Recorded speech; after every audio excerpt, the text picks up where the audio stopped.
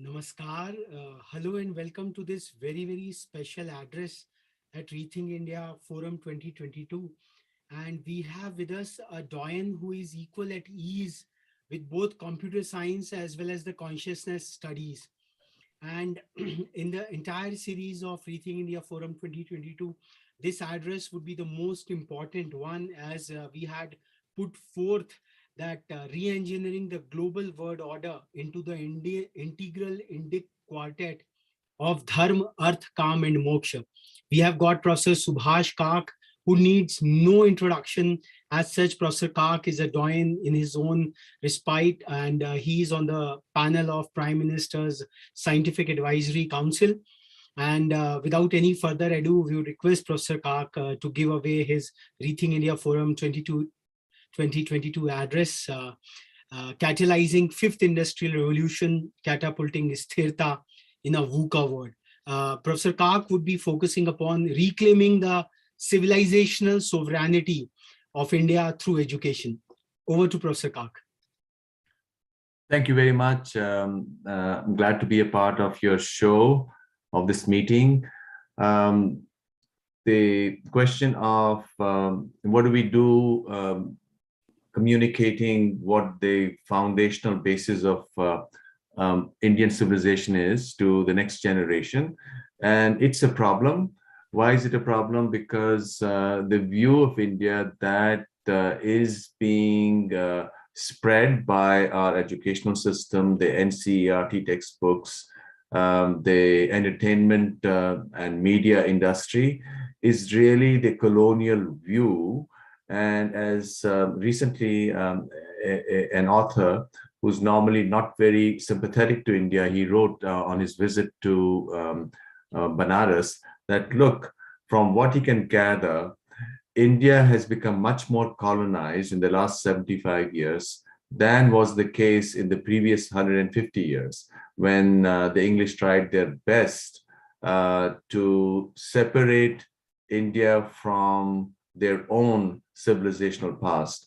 So this problem has really become much more acute in the last 75 years because after independence, the ruling elite who took over the reins of power just went on in exactly the same way as had happened before. And they Have you heard of this guy, notion. Subhash Kak? Yes. Sorry. Huh? Sorry. Please go on, sir. There was some. Okay. Yeah. So the two issues which have been the most problematic, as we all know, are the issues that have divided India as a people. And this is the issue of caste, which we now know, the work of sociologists, that is become quite widely disseminated, that the English truly invented the notion of caste as we know, which is supposed to make India different fundamentally from other nations. Now, of course, in all nations, there were certain communities which were probably associated with certain professions, but by and large, India was no different from other nations. There was flexibility and movement. And what the British did in their census, for example, of 1901 and 1880, they went around the country and they asked various jatis, which are communities, as to what their hierarchical relationship with respect to the other jatis was. And they said they were not aware of any. And the English in their 1901 census then said, we are going to put you here in this four-tiered Varna order. And that is what has been internalized, sadly, having been repeated endlessly. And what had also happened, which is what probably makes the historical Indian experience quite unique, is that During their domination of India, the British, let's say from 1800 to 1950, um, reduced India's share of the world economy. This is according to comparative economists. 1800, it was about 25%. 1000, it was about 40%. So in 1800, it was about 25%. At the advent of the First World War, it had come down to 1.5%. And by the time they left, because after the First World War, there was some industrial stuff that was allowed to be introduced. By the time they left, it was maybe 2 to 3%. So what happened during the British watch was that India became extremely impoverished. And it isn't that they went around killing people as had happened in previous historical periods. But in the 1820s, the Industrial Revolution began in Europe. And with the factories and mass production, old crafts found it very difficult to compete. And the British did not allow the creation of these factories in India. So India became a place where they could sell their own products. And it was devastating as far as India's own economy was concerned.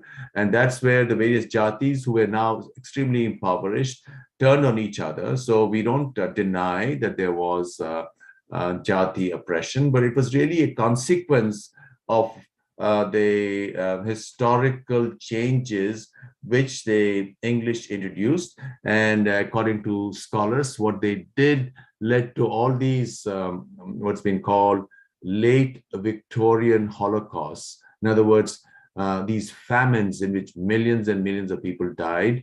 So this is one element which has been embraced uncritically. And this whole idea of caste has been sort of pushed by the education system and the media and everything else, including the Hindi movie industry, where the fall figure, having stolen these notions from the pre-Second World War racist view, where the Jew was the bad guy in English movies. So that was transported here, and the Banya and the Pandit is always the bad guy. And it was a part of the kind of a racist trope, which Indians haven't pushed back at, and that requires to be pushed back. The other element which is absolutely essential for us to regain civilizational sovereignty is this whole idea of science. Because how were the British justifying their role? What is colonialism? Colonialism is also racism, because why do you want to dominate somebody else? Because your idea is that, well, you're superior racially. And that's what the British writers, for example, Rudyard Kipling or anybody else, or historians, they argued that India did not have science, and they had come in to bring science to Indians, because Indians were into maybe music, religion, maybe some crafts, but they did not really have science, which is totally false. India was the leading scientific nation of the world until as late as the late 16th century, because the Kerala School of Mathematics and Astronomy persisted until about 1565, when the Vijayanagar Empire fell, and it had already anticipated some of the key aspects of mathematics, which were responsible for the scientific revolution, which is normally ascribed to the period of Newton and thereafter. So India has been the leading scientific nation prior to that, and there's a whole lot of work. We don't have that much of time to go into the details, but a whole lot of work which demonstrates, including historians like the Spanish, Moorish, or Muslim uh, scholar Saeed al-Andalusi, writing in 1065, where he summarized the scientific knowledge of different nations, and he asserted that the world's leading number one scientific nation is India. So this is very far from India, but this was generally recognized everywhere. And we see signs of it, not just in the texts, astronomy or mathematics, but the amazing monuments that we have, of which there is no equal anywhere in the world. So we did have science, and of course, the anthropologically, what the English hung it on was that, look, Indians are descendants, kind of a mixed race descendants of Europeans who came in as Aryans to India about 1500 BCE, and they mixed up with the local people, and that's when they sort of lost it. What they had brought in with them was fantastic. So by this, they also claimed India's literature as their own, and what was done here, which was rather emotional and so on. As so ridiculous and very sadly, what has happened since then is that this has been sort of taken up by the left, because and there is a very interesting story or psychological basis to it. Left believes in progressivism. So the whole idea of left is that slowly we have evolved, which is certainly true. Sciences have evolved, technology has evolved. To that extent, it's true. But accepting that, the left also believes in the 19th century science, which was really Newtonian clockwork view of the universe, and in which freedom or consciousness has no play. But as we know, 20th century science is a revolutionary break from 19th century science. And in 20th century science, the observer or consciousness comes in. So ever so slightly in relativity theory, but in quantum mechanics, it's really the very heart of the theory. And quantum mechanics is what has changed all of the sciences and all of technology as we know, including computers and ICs and what have you. And the creator of quantum mechanics, Erwin Schrödinger himself, was a Vedantin. And he recognized in Vedanta, there is this split. Reality has two aspects: material and consciousness, or the observer, which is precisely what quantum mechanics is also about. And that's also the very heart of Indian civilizational texts, such as, you go to the Upanishads, the Vedas, the whole idea of this dichotomy, of this two-way division between Vidya and Avidya. Vidya represents knowledge of consciousness. Avidya is materiality, or apara and para in Mundak Upanishad, for example. Apara is all the sciences related to things that can be studied by language, which are the objects of our awareness. Whatever the objects of awareness are, represent apara sciences, and they could be physics, chemistry, biology, or examination of society, what have you. And para is the science of the experiencing self, namely consciousness itself. So we have had this amazing, sophisticated view of reality, and it's been possible because within our civilization, there was this recognition that consciousness, by reflecting on itself, can access all these insights. And we do have all these insights, everybody acknowledges it.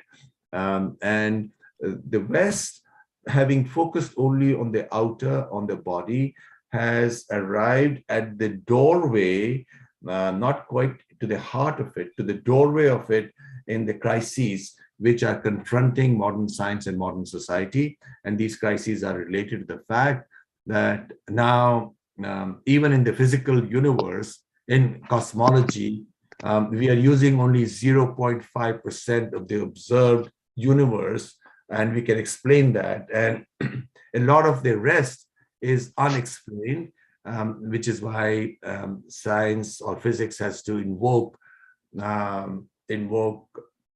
dark matter and dark energy, 70% dark energy, 25% dark matter, 95, 96%. And so that could not be true. And perhaps the answer is that we need to go back and look at a more central role for consciousness in our uh, theory building. So that what we have right now, we have a better understanding of the very nature of our civilization, the very foundations of it, because these foundations, as the Vedas themselves claim, there is Rit meaning order in the universe. So our tradition completely accepts all of science.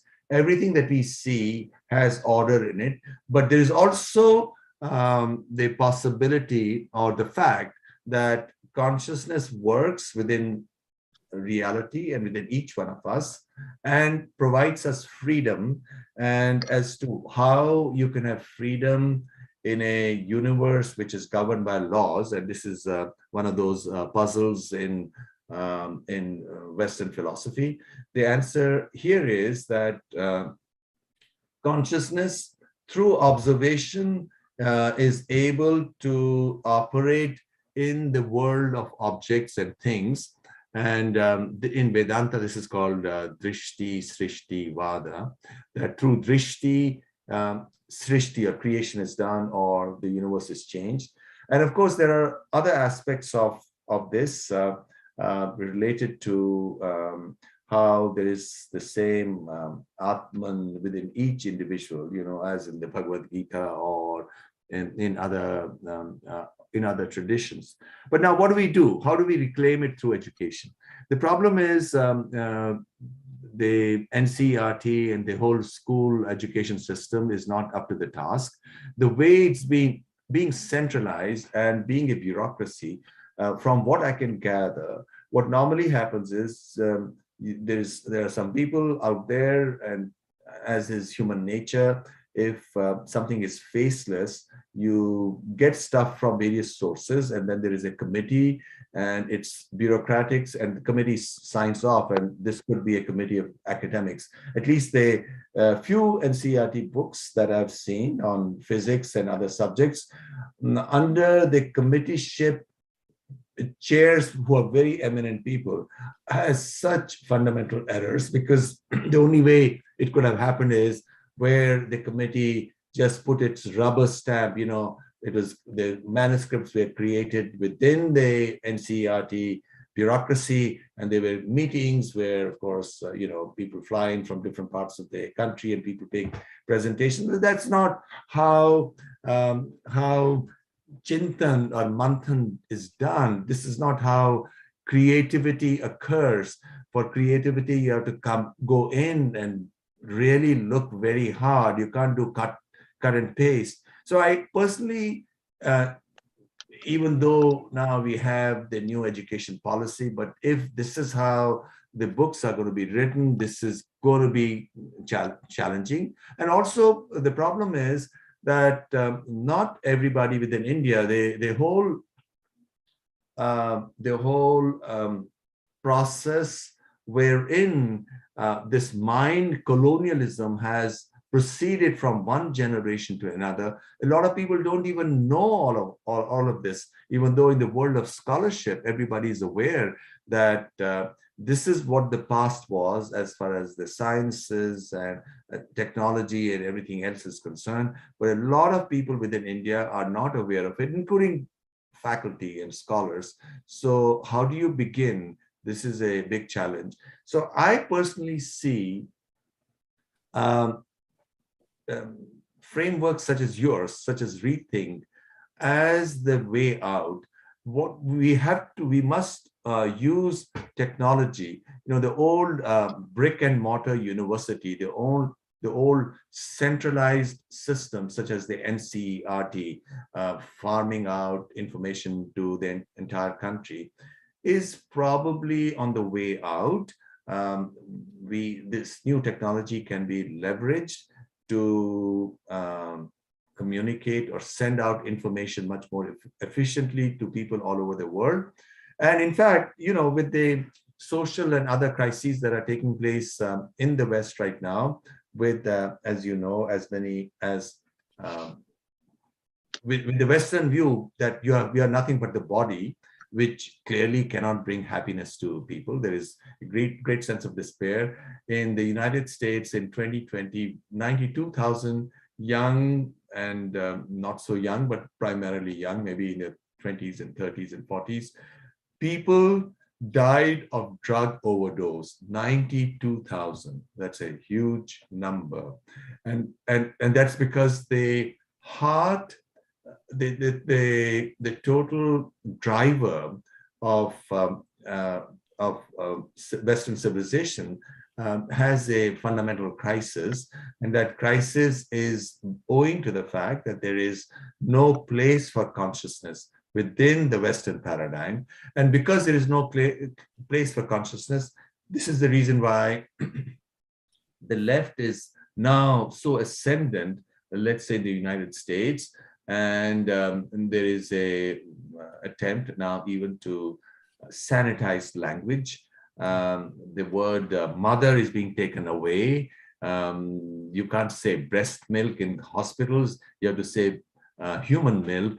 You can't say a mother gave birth. You have to say a person gave birth, because this whole idea of the two genders, that there are no two genders, there is a whole spectrum. So all of this is, of course, craziness, and this is called wokeism, and there is some attempt to fight back. But this points to the crisis. This points to a deep crisis, and people are looking to India.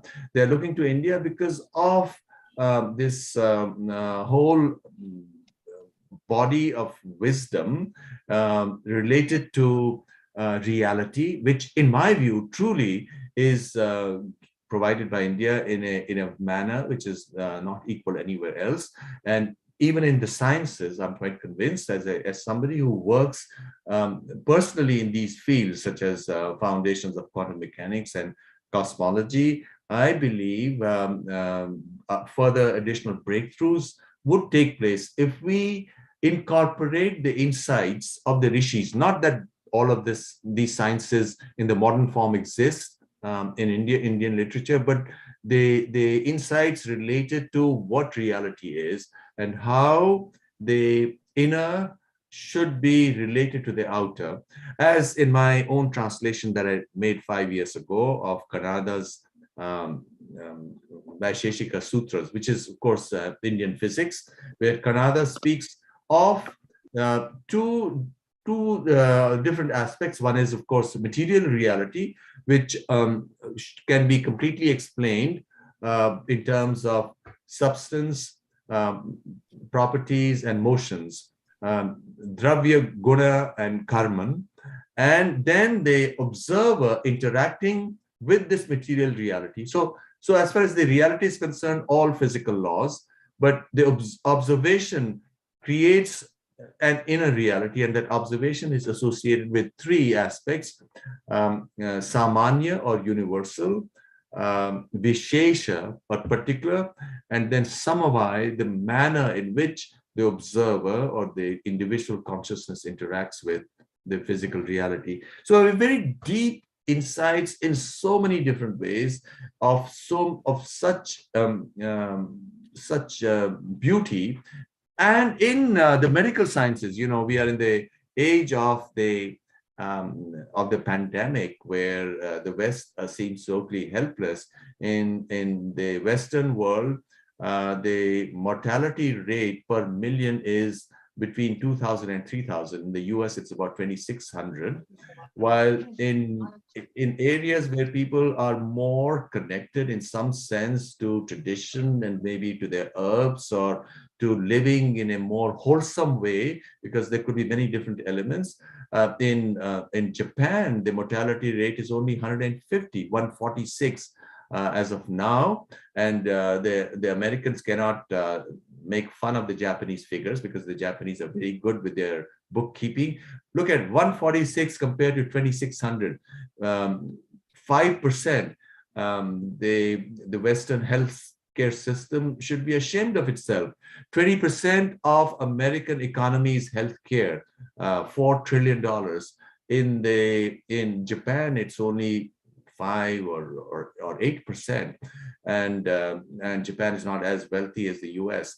Well, India itself, the mortality rate is 346, if I'm not mistaken, compared to 2600, and of course.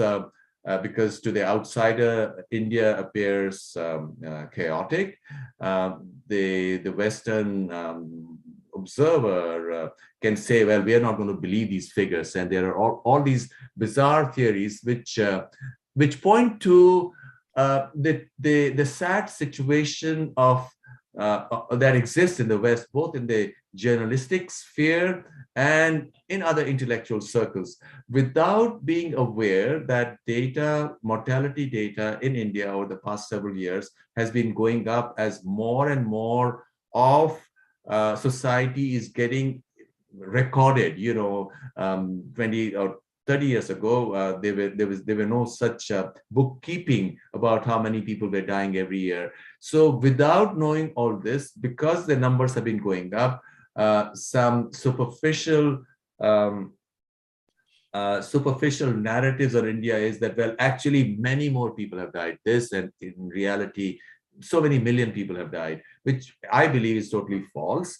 I believe the figures are right, and the West should really introspect and ask, even if they don't accept Indian figures because of this whole colonial thing, they're not going to accept it. They don't want to give India this equal place at the table. But why can't they explain the figures in Japan? 5% of mortality in the US or Europe, or in Nigeria. They don't like Japan. Nigeria, it's even lower. In Nigeria, the mortality rate is 15 per million. 15 per million compared to 2,646 for the US. So the background to that now is, I think, the other scientific crisis, again, education is very important. Modern logic has shown that three-way logic is superior to two-way logic, or ternary logic is superior to binary logic. Now, Ayurveda is based on ternary logic. You have three doshas, you have three gunas, of course, from Sankhya itself. And it's possible, and not only that, Ayurveda also has a place for the mind. Western medicine, allopathy has no place for the mind. The body is a machine. And that's why allopathy cannot explain the placebo effect. If you just give a patient a sugar pill and tell them that they have been given a regular medicine, they will also get well. 30% to 40% get well. Or there's also a nocebo effect. You give a patient a sugar pill, but tell them this is a medication with very strong side effects, which can raise your blood pressure, etc. 30 to 40% actually have those symptoms. You can also do fake surgery, and these experiments have all been done. And 30 to 40%, for example, fake surgery on different parts of the body for various ailments, and 30 to 40% get well and have the same effects as would occur when actual surgery was done. So in this fake surgery, the patient is opened up, and then the doctor just stitches back. So there is an incision and so on, but nothing is done. So here again, and this is extremely, extremely important, because Western medicine seems to be failing because they are insisting that you should only do mRNA and nothing else. And maybe mRNA is not the right thing. They haven't even tested it out properly, right? So I think here, allopathy itself is fundamentally flawed. Now, of course, Ayurveda cannot just be using old books and without doing additional research, just as you had these great, not just Sushrut and Charak and many others who followed them.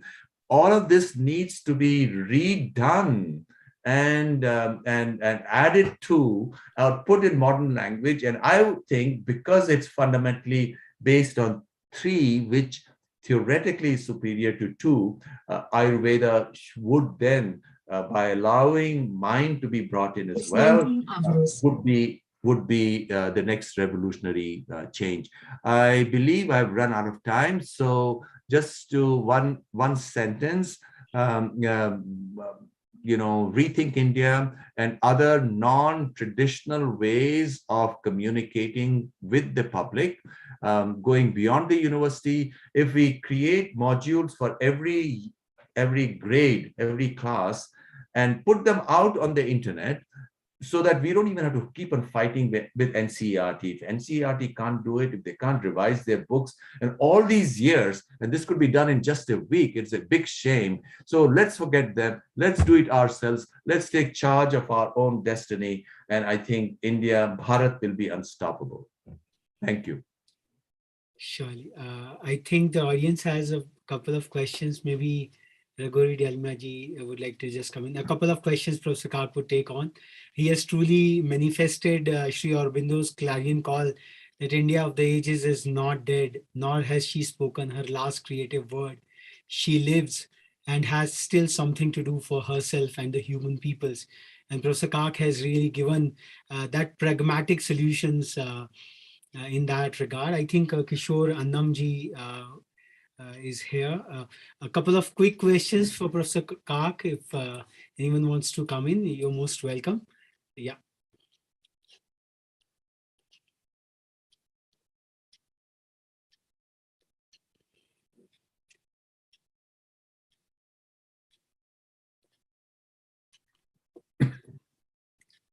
Yeah, Mr. Annam, would you like to pose? Yeah. You're not audible.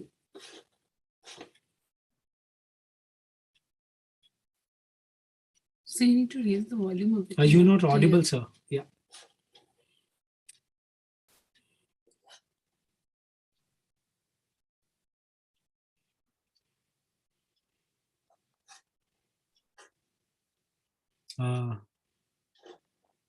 Professor Rajiv Sangal is in the audience. So would you like to comment or just pose some?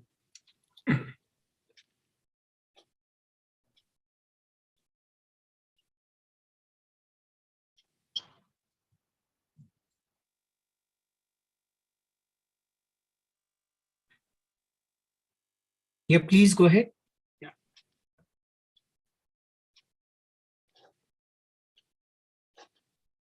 Voka Narendra ji wants to come in. Well, there's a comment here in the chat which says National Knowledge Network. Could someone speak about it? Well, I have no personal idea of it. I don't know what it does, and does it have some suggestions about how this current deadlock that we have right now, that our books are informed by the Eurocentric colonial view, not just in schools, but also in college. We don't even have one course outside of perhaps IIT Mumbai. We don't have a course on history of Indian science. History of Indian science should be a part, at least there should be one course in high school. There should be a course in college so that they would know that the implicit view that we get from books that have been written in the West and by people who are trying to do their best, but they are situated, let's say in Europe, they're going to be looking at it through the Greek lens, and you can't blame them. But if you take that and don't even make an attempt to present the Indian view or a more universal view, because Indians are generally much more fair-minded, we are not doing justice to it. So see, for example, just let's look at the whole question of automata theory, or the question of mathematical logic on which computer science is based. A lot of what has happened in robotics, etc., is based on mathematical logic. But as we know, mathematical logic, which developed in England in the 1850s and 1860s. Augustus de Morgan, George Boole, or Charles Babbage. Now, Boole's own wife, Mary Boole, wrote a famous essay in 1898, where she said that this was informed by Navya Nyaya, which arose in India about 1,000 years earlier, which logicians, modern logicians, and Sanskritists have acknowledged is equivalent to mathematical logic. Now, according to Mary Boole, George Everest, after whom Everest is known in India, because in Nepal it's called Sagarmatha. Indians don't know it. We just take everything from the West. But in any event, George Everest was a good guy. He learned a lot of stuff in India. And according to Mary Boole, he would go to England every summer or often. And these three, Charles Babbage and Boole and Augustus de Morgan, were a part of his intellectual salon. And that's where he would tell them that this is what I have learned. This is possible. So according to Mary Boole, India should get the credit for it. And we don't know about these things. There's so much of stuff that Indian scholars themselves don't know. And that's a big crying shame. I think Professor Kark has covered the entire vistas of re-engineering. I would say probably the notion of Indian self-awareness about their own culture and heritage, and the works of doyens like him have to really come down to the common parlance, to the young students who still have to study a kind of a Eurocentric view of the sciences per se.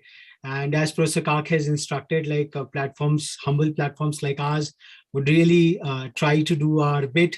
And India is certainly on the path of self-exploration all over again.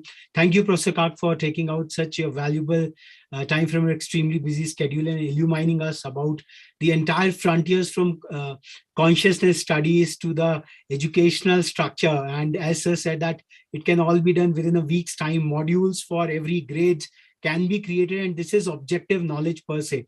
So with these words, we'll close this wonderful session and hope this will really help a lot of our viewers and listeners, and ReTHINK India in particular, to carry forward this mission of re-engineering the global world order from the integral Indic quartet. Thank you so much, sir. Pranams.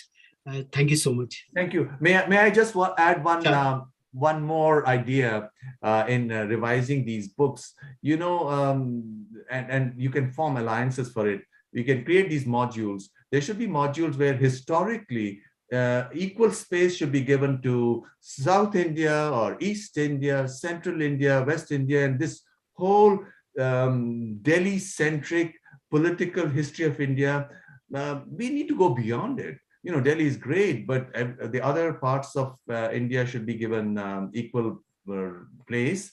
And all of this, as you and I agree, can be done very, very quickly as a first step, and then we can always keep on improving whatever has been done.